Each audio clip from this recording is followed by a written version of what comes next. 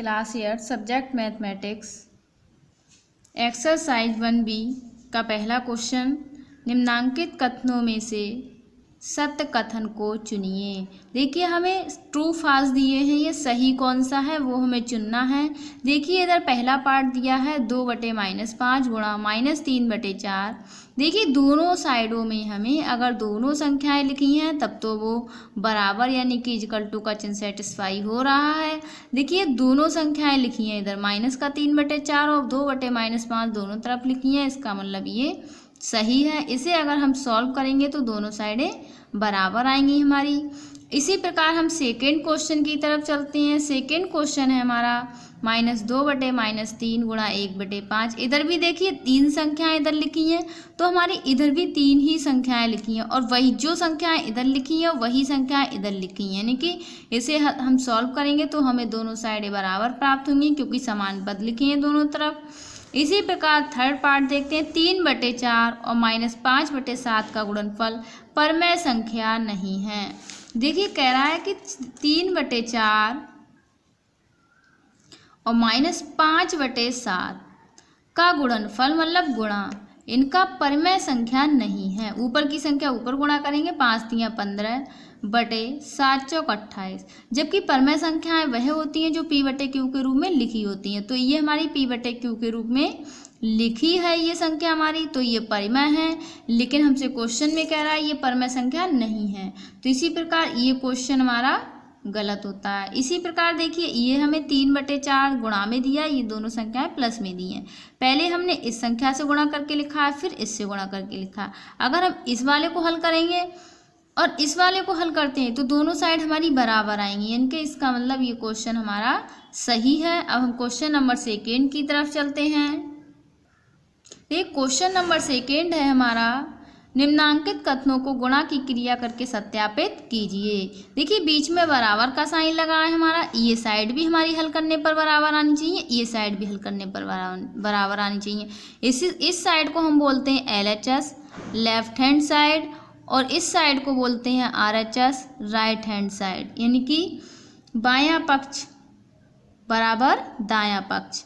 देखिए हम दोनों साइडें एक साथ लेके चलते हैं और दोनों बराबर आनी चाहिए।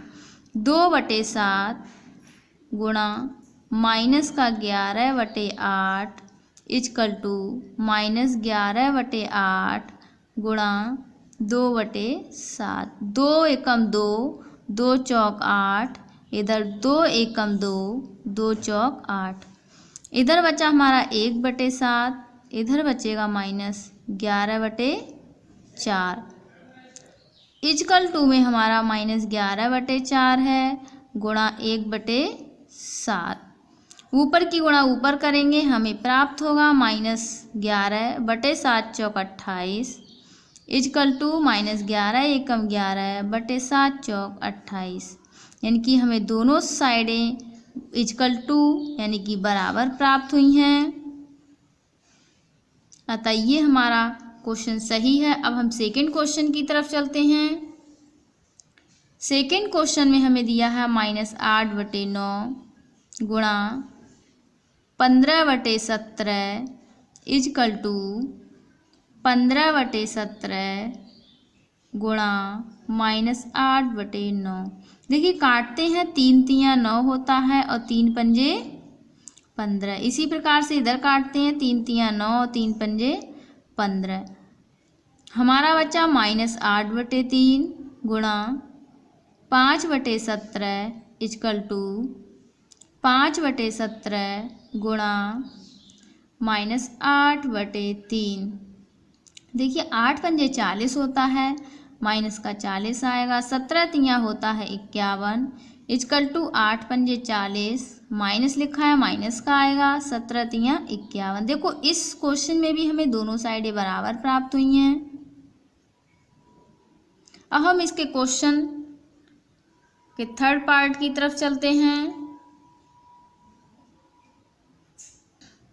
इस क्वेश्चन का हमारा थर्ड पार्ट है -8/7 गुणा ब्रैकेट में 1/2 गुणा ब्रैकेट में है -4/3। यही वाले पद इधर इक्वल टू में लिखे हैं हमारे।